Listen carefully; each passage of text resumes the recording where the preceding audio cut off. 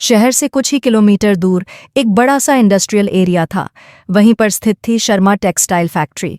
नाम तो बहुत बड़ा था, लेकिन अंदर काम करने वाले मजदूरों की हालत बेहद खराब थी। सुबह सुबह जैसे ही फैक्ट्री का गेट खुलता, सैकड़ों मजदूर भीड़ की तरह अंदर घुसते।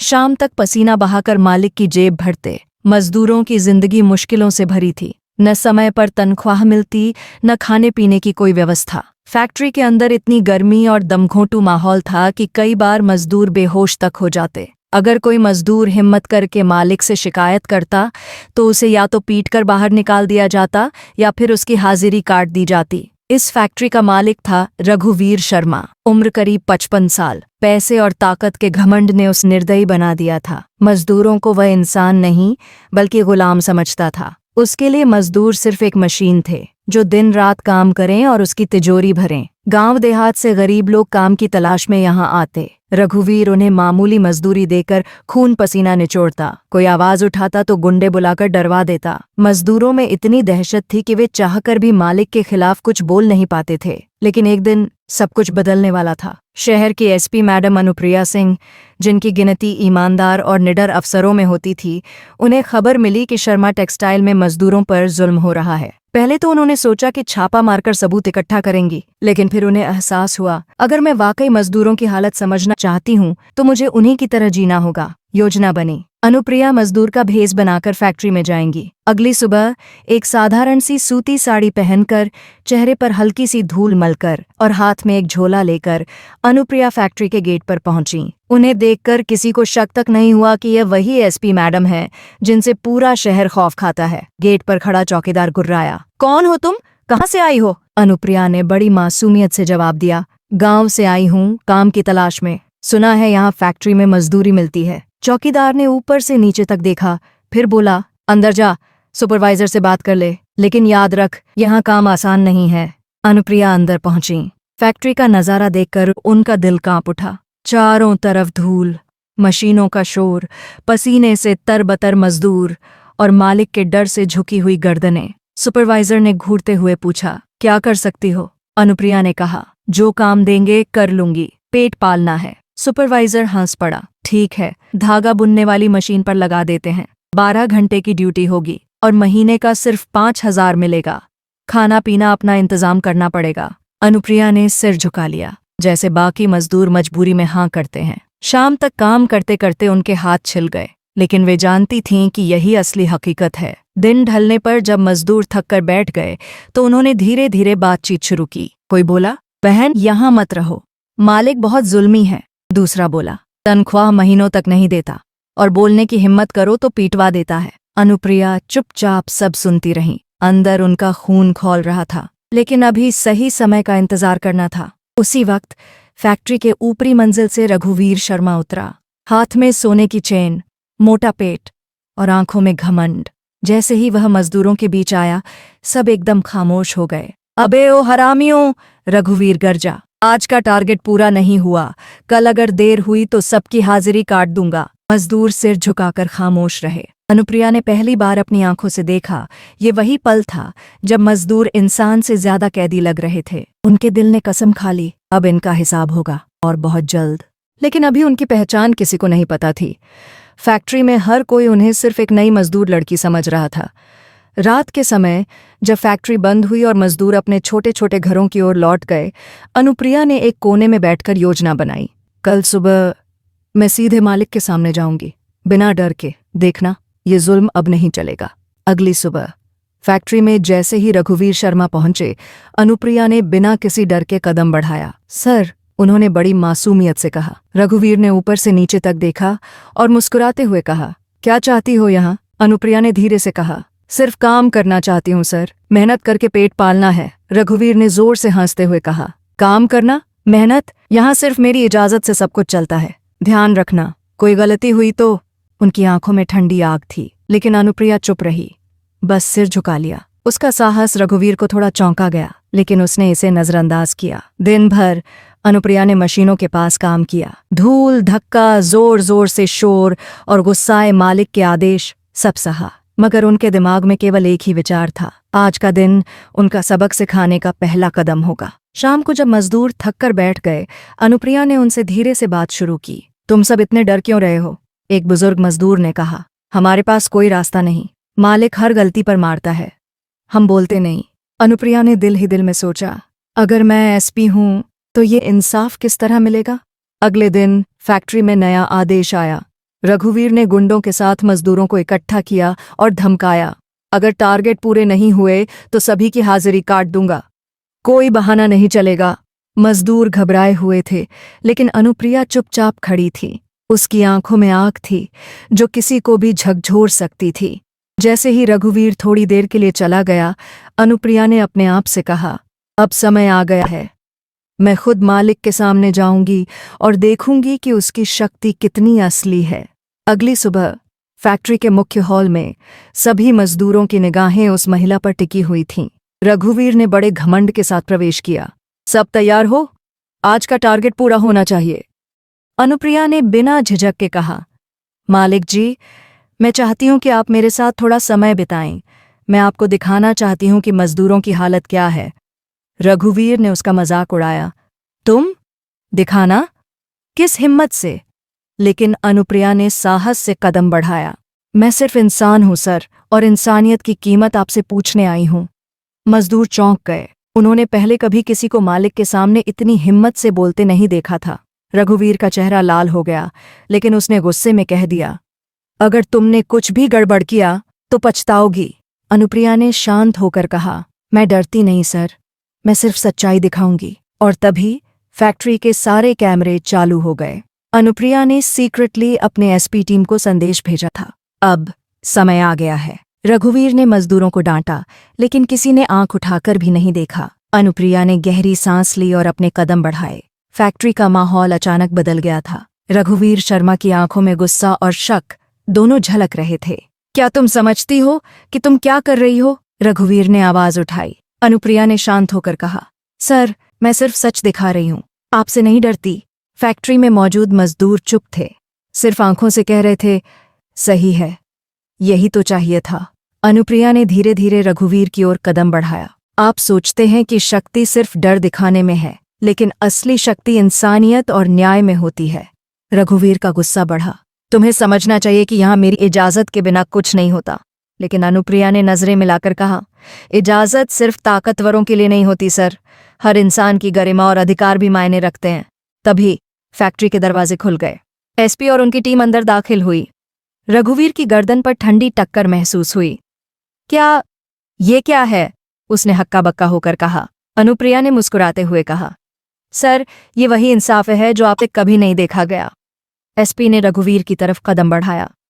शर्मा जी, आपको गिरफ्तार किया जा रहा है, मजदूरों पर अत्याचार और झूठे कामों के लिए। रघुवीर चिल्लाने लगा, मैं ये नहीं कर सकता, ये गलत है। लेकिन कानून के आगे उसकी आवाज दब गई। मजदूर धीरे धीरे पास आए। उनकी आंखों में खुशी और राहत झलक रही थी। अनुप्रिया ने उन्हें देखा और कहा, अब डरने की जरूरत नहीं, आपकी मेहनत का सम्मान होगा, आपका हक मिलेगा। रघुवीर को गिरफ्तार किया गया और फैक्ट्री का नियंत्रण एसपी ने अपने हाथ में लिया। अनुप्रिया ने मजदूरों को इकट्ठा किया। देखो, ये सिर्फ शुरुआत है, अगर हम एकजुट रहें तो कोई भी हमारी मेहनत का मजाक नहीं उड़ा सकता। मजदूर खुश थे। कई सालों के डर और अत्याचार के बाद पहली बार उन्हें न्याय मिला। उनकी आंखों में आंसू और चेहरे पर मुस्कान थी। अनुप्रिया ने अंदर ही अंदर सोचा, सच्चाई की ताकत हमेशा जीतती है, डर और ताकतवर लोगों के सामने भी। एसपी ने अनुप्रिया को कहा, तुमने बहादुरी दिखाई, तुम्हारी वजह से बहुत लोगों का जीवन बदल जाएगा।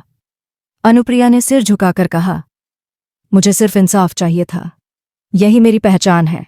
फैक्ट्री अब नई दिशा में बढ़ रही थी। मजदूरों का सम्मान, उनका अधिकार और उनका हक सुरक्षित था। अनुप्रिया ने देखा कि छोटे छोटे घरों में खुशियां लौट आई हैं।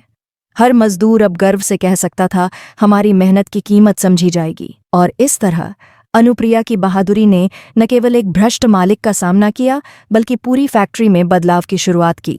लेकिन कहानी यहीं खत्म नहीं हुई थी, क्योंकि जिंदगी में ऐसे लोग हमेशा होते हैं जो न्याय की राह में खड़े होते हैं। और अनुप्रिया की अगली चुनौती अभी सामने आने वाली थी। अनुप्रिया ने गहरी सांस ली। फैक्ट्री के बाहर की हवा अब पहले से साफ और ठंडी लग रही थी। मजदूरों की आंखों में राहत और उम्मीद की चमक थी, लेकिन उसके दिमाग में एक सवाल लगातार गूंज रहा था। क्या सच में अब सब सही हो जाएगा या यह केवल शुरुआत है? तभी एसपी ने अपने नोटपैड को देखते हुए कहा, अनुप्रिया जी, रघुवीर शर्मा के खिलाफ कई शिकायतें आई हैं। हमें पूरी तरह से जांच करनी होगी। उसके साथ कई लोग जुड़े हुए हैं। अनुप्रिया ने हौले से सिर हिलाया। हाँ सर, सिर्फ वही मालिक ही नहीं बल्कि उसके साथ काम करने वाले लोग भी जिम्मेदार हैं। हमें उन्हें भी सजा दिलवानी होगी। मजदूर धीरे धीरे बाहर आए। उनमें से एक ने कहा, दीदी, आज आप हमारे लिए भगवान जैसी हो। हमारी जिंदगी बदल दी आपने। अनुप्रिया मुस्कुराई, लेकिन उसके चेहरे पर गंभीरता थी। भाइयों और बहनों, आज आपने जो देखा वह सिर्फ शुरुआत है। हमें अपने अधिकारों के लिए हमेशा सतर्क रहना होगा। कोई भी फिर से हमारी मेहनत का अपमान नहीं कर सकता। एसपी ने अनुप्रिया को नोट किया। तुम सिर्फ बहादुर ही नहीं बल्कि बहुत समझदार भी हो। तुम्हारी वजह से पूरे इलाके के मजदूरों में आत्मविश्वास लौट रहा है। लेकिन तभी फोन की घंटी बजी। अनुप्रिया ने फोन उठाया और सिर हिलाया। क्या? और नई शिकायतें? एसपी ने चिंता भरी नजरों से कहा। लगता है रघुवीर का नेटवर्क अभी भी सक्रिय है। हमें तुरंत आगे की कार्रवाई करनी होगी। अनुप्रिया ने तय किया कि वह अकेले यह नहीं कर सकती। उसे मजदूरों, एसपी और सच्चे अधिकारियों के साथ मिलकर पूरी फैक्ट्री और इलाके को भ्रष्टाचार से मुक्त करना होगा। मजदूरों ने भी उसे आश्वासन दिया, दीदी, हम आपके साथ हैं। अब हम डरेंगे नहीं। फिर अनुप्रिया ने गहरी सांस ली और अपने कदम आगे बढ़ाए। उसने सोचा, सच्चाई के रास्ते में जितना संघर्ष होगा, जीत उतनी ही महान होगी। कोई भी ताकत मुझे रोक नहीं सकती। एसपी ने उसे सहयोग देने का वादा किया। अनुप्रिया, हम हर कदम पर आपके साथ हैं और इस बार कोई भी हमारे मजदूरों को नुकसान नहीं पहुंचा पाएगा। अनुप्रिया ने ठान लिया कि वह रघुवीर के पूरे नेटवर्क को बेनकाब करेगी। इस बार सिर्फ गिरफ्तार करना ही नहीं बल्कि पूरे इलाके में शिक्षा और जागरूकता फैलानी होगी। मजदूरों ने हाथ मिलाकर कहा, अब हम सिर्फ काम नहीं करेंगे, हम न्याय की रक्षा करेंगे। और दीदी, आप हमारी आवाज हैं। अनुप्रिया ने महसूस किया कि उसका संघर्ष सिर्फ उसका नहीं बल्कि पूरे इलाके का था और इसी संघर्ष ने उसे और मजबूत बना दिया। लेकिन जैसे ही वह योजना बनाने में जुटी, उसे खबर मिली कि रघुवीर का एक नया गुंडा इलाके में सक्रिय हो गया है और यह चुनौती पिछले मुकाबले से कहीं अधिक खतरनाक थी। अनुप्रिया ने ठान लिया, इस बार मैं पीछे नहीं हटूंगी। चाहे कुछ भी हो जाए, मैं न्याय की राह में रुकने वाली नहीं हूं। और इस तरह अनुप्रिया की कहानी ने एक नया मोड़ लिया। जहां एक तरफ न्याय की जीत थी, वहीं दूसरी तरफ नए संघर्ष का आगाज भी हो चुका था। अनुप्रिया ने अपने दिमाग में योजना बनाई। रघुवीर के नए गुंडे को बेनकाब करना आसान नहीं होगा, लेकिन अब उसके पास मेहनतकश मजदूरों का समर्थन था और एसपी की मदद भी साथ थी। मजदूरों ने उससे पूछा, दीदी, हम किस तरह से उसे पकड़ेंगे? अनुप्रिया ने गंभीरता से कहा, पहले हमें उसकी हर हरकत पर नजर रखनी होगी। हम उसे झूठ बोलते हुए पकड़ेंगे, उसके गुंडों को भी चौंकाना होगा। एसपी ने नोटपैड खोलते हुए कहा, मैं इलाके के सभी सीसीटीवी और रिपोर्ट्स चेक करवा रहा हूं। कोई भी उसकी गतिविधि हमारे से छुप नहीं सकती। अनुप्रिया ने मजदूरों को संभाला, आज से आप सभी सिर्फ काम के लिए नहीं बल्कि अपने अधिकारों के लिए भी लड़ेंगे। कोई भी हमें डराने की कोशिश करेगा, हम उसके खिलाफ खड़े होंगे। मजदूरों की आंखों में अब डर नहीं बल्कि जोश था। उन्होंने एक दूसरे का हाथ पकड़ा और कहा, दीदी, आप हमारे साथ हैं तो हम किसी से नहीं डरेंगे। अगले दिन अनुप्रिया और एसपी ने इलाके में छापा मारा। रघुवीर का गुंडा सड़क किनारे एक जगह छिपा हुआ था। मजदूरों और पुलिस ने मिलकर उसे घेर लिया। गुंडे ने चिल्लाया, क्या मुझे पकड़ रहे हो? आप सब पागल हो गए हैं? अनुप्रिया ने ठंडी आवाज में कहा, पागल हम नहीं हैं, हम न्याय के रास्ते पर हैं और आप जैसे लोग अब किसी का नुकसान नहीं करेंगे। एसपी ने आदेश दिया, उसे तुरंत गिरफ्तार करो और उसके खिलाफ साक्ष्य इकट्ठा करो। मजदूरों ने देखा कि रघुवीर का गुंडा परेशान और डर गया। उसने सोचा कि अब उसकी ताकत खत्म हो चुकी है, लेकिन अनुप्रिया जानती थी कि यह केवल शुरुआत है। रघुवीर अभी भी कहीं न कहीं सक्रिय था, इसलिए उसने अपने मजदूरों को एक एक करके पूरी फैक्ट्री और इलाके में निगरानी करने को कहा। मजदूरों ने अपने अपने हिस्से की जिम्मेदारी संभाली। एक ने कहा, दीदी, हम हर जगह नजर रखेंगे। अब कोई भी मालिक हमें अपने दम पर परेशान नहीं कर पाएगा। अनुप्रिया ने मन ही मन सोचा, अब सही मायनों में न्याय की लड़ाई शुरू होने वाली है। हमें हर कदम सोच समझकर उठाना होगा। एसपी ने उसे भरोसा दिलाया, अनुप्रिया, इस बार हमारी तैयारी पूरी है। हम हर योजना को मात देंगे। रघुवीर चाहे जितना बड़ा क्यों न हो, उसे हम रोकेंगे।